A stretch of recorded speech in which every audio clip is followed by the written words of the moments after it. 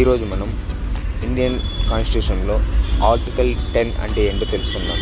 article 10 continuous of rights of citizenship అంటే ఈ article ఏం చెప్తుందంటే నిబంధనల ప్రకారం భారతదేశ పౌరుడిగా భావించే లేదా భావించబడే వ్యక్తి పార్లమెంటు రూపొందించే ఏదైనా చట్టంలో నిబంధనలకు లోబడి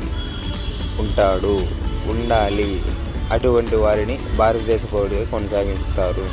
అంటే భారతదేశ పౌరుడైతే ఆ పార్లమెంట్లో ఏవైతే చట్టాలు పెట్టింటారో అది ప్రతి ఒక్క భారతీయుడికి